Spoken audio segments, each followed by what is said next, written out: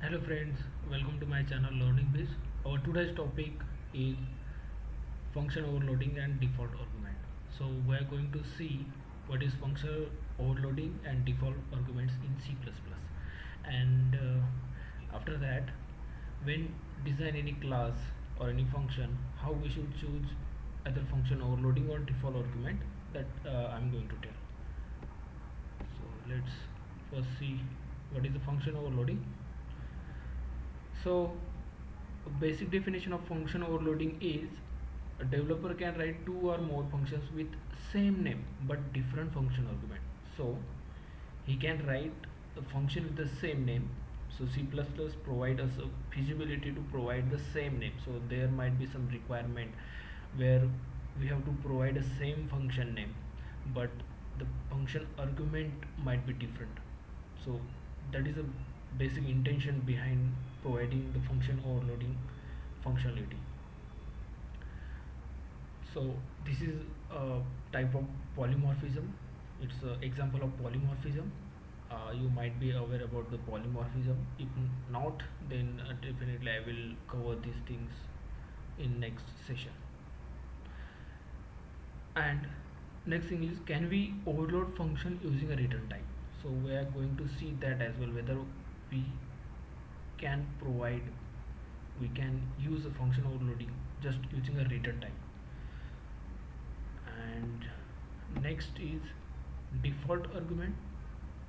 So default argument is a value given in a function declaration that the compiler will automatically insert it if you don't provide a value in function call. So it's a default argument. If you don't provide it in a function call, it will pick automatically from function declaration. While doing this thing, you must be aware about two things. First, you can't have a default argument followed by a non-default argument. So let's say you start using a default argument in a function call, all the function arguments in that function argument list must be defaulted. So let's see the function overloading and default arguments in program so that you can understand how we can use it. So I have prepared this program, and there I have two classes. One is a point class and another is a circle class. So there is a requirement of draw circle. So you can draw circle with many things. So I choose to, like using a center point and radius, or center point and 3 points. So either you can use version 1 or version 2.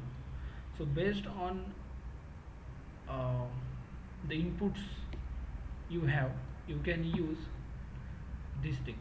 So here you can basically use the function overloading. So you can see draw circle here, which is having the same return type. So function overloading doesn't get impact with the return type. Please keep this thing in your mind, that always function overloading differs with the function arguments and not with the return type. So here the draw circle name is the same, but we are having a different function argument. So I have already built this program. Let's start debugging it.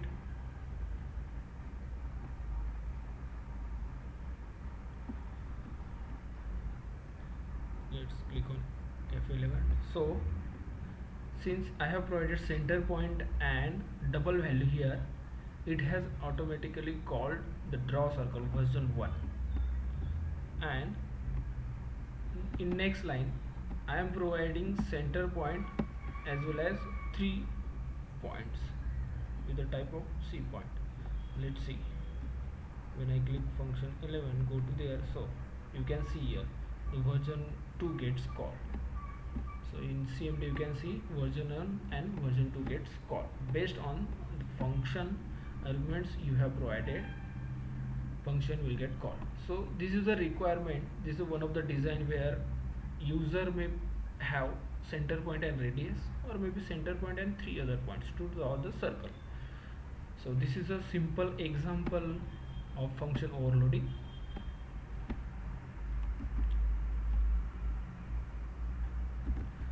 Let's move to default argument problem. build it first. So what happen in default argument?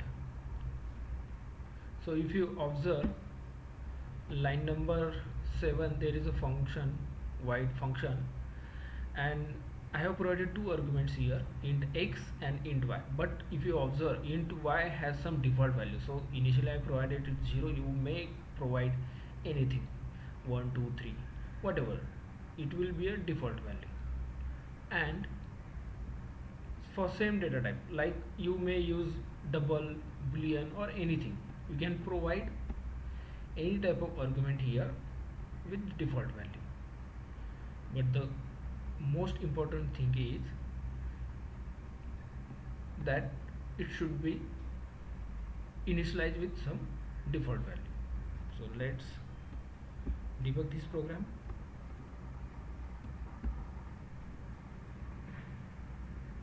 So here you can see I have only one argument. Still it is calling that same function, and here I am providing two values, one for int x and one for int y. If you see here, you have int x as a 10 and y as a 20 now. So you can see the difference. While first call, that x was 0, x was 10 and y was 0, but in second call it is 10 and 20. So this is the default argument where we can provide some default value. So my question is, can I write a function like this where my function arguments are, this is non-default argument, this is default, and this is non-default? So you may get some error that default argument not at end of a parameter list. So always your default parameter should be at the end.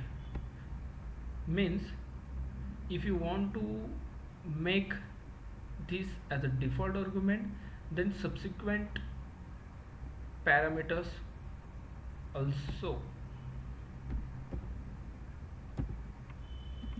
default one.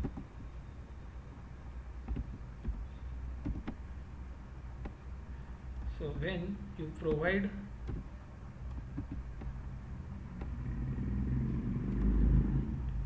the function like this, then you will not face any issue, because your default parameters, default arguments are at the end.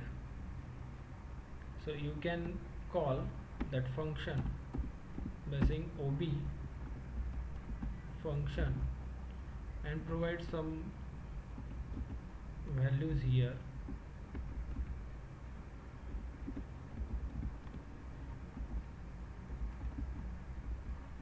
Let's build it and see.